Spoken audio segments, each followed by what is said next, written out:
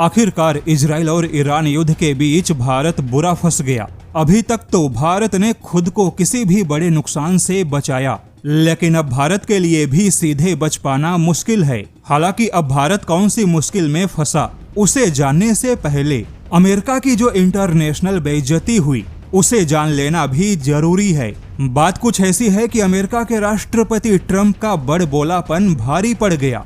जैसा कि ट्रंप को सेगी बघारी के चक्कर में हमेशा कुछ एक्स्ट्रा बोलने की आदत है, लेकिन अब खुद मिडिल ईस्ट एशिया के देशों ने अमेरिका की बेइज्जती की है। और अमेरिका के इस बेइज्जती की शुरुआत हुई कतर से। कतर के अल जजीरा सेंटर फॉर स्टडीज ने अमेरिका को आईना दिखाते हुए सवाल पूछा है कि क्या अमेरिकी गारंटी का कोई महत्व बचा है, क्योंकि पूरे मिडिल ईस्ट एशिया में खुद अमेरिका अपने एक भी सैन्य अड्डे को बचा नहीं पाया। ऐसे में जो अमेरिका खुद अपने सैन्य अड्डे को बचा नहीं सकता, तो मिडिल ईस्ट एशिया के वह देश जो कि अमेरिका को अपने सुरक्षा की गारंटी मानते हैं, अमेरिका उन्हें कैसे बचाएगा। अब देखा जाए तो यहाँ पर ईरान की योजना सफल हुई। ईरान तो इसीलिए अटैक कर रहा है कि जो अरब देश अमेरिकी सैन्य अड्डे को मंजूरी देकर खुद को सुरक्षित मान बैठे थे, ईरान ने उन देशों पर अटैक करके अमेरिकी सुरक्षा गारंटी वाले भ्रम को तोड़ दिया। यानी ईरान अब मिडिल ईस्ट एशिया में अमेरिकी स्थिति को कमजोर करने में सफल हो रहा है। लेकिन अब यहाँ पर ईरान ने भारत को भी बुरा फंसा दिया, क्योंकि ईरान फिलहाल भारत को भी संयुक्त अरब अमीरात, सऊदी अरब और कतर की वजह से कोई भी समुद्री रास्ता नहीं दे रहा। बात कुछ ऐसी है कि भारत के लाखों टन बासमती चावल समुद्र में फंस गए। लगभग 4 लाख टन भारत का बासमती चावल बीच रास्ते में अटका है।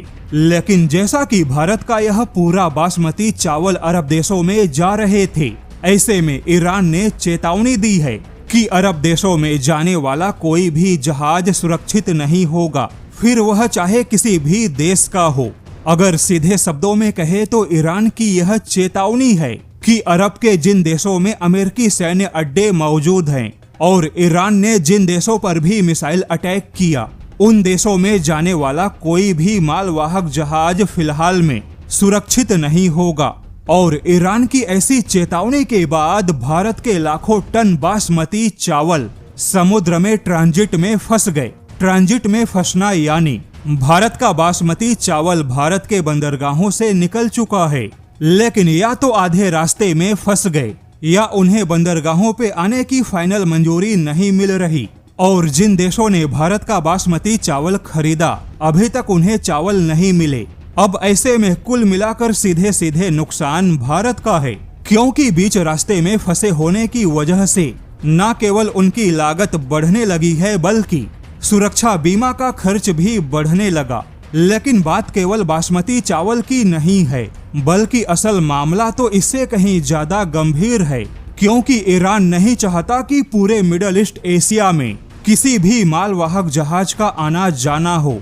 और ऐसा करके ईरान कहीं ना कहीं मिडिल ईस्ट एशिया के देशों पे दबाव बनाना चाहता है, क्योंकि अभी तक तो ईरान ने उन सभी देशों पर मिसाइल अटैक किया जहां पर अमेरिकी सैन्य अड्डे मौजूद हैं। किंतु अब ईरान इन देशों के साथ होने वाले व्यापार पर भी अटैक करना चाहता है। लेकिन हैरानी की बात है कि इस पूरे युद्ध की शुरुआत करने वाला अमेरिका पूरे मिडिल ईस्ट एशिया को युद्ध में ढकेलने के बाद बयान दे रहा है कि अरब देशों को अमेरिकी हथियारों पर और भी ज्यादा पैसे खर्च करने चाहिए। और इन पूरे हालात में भारत और अरब देशों का व्यापार फिलहाल अटक चुका है।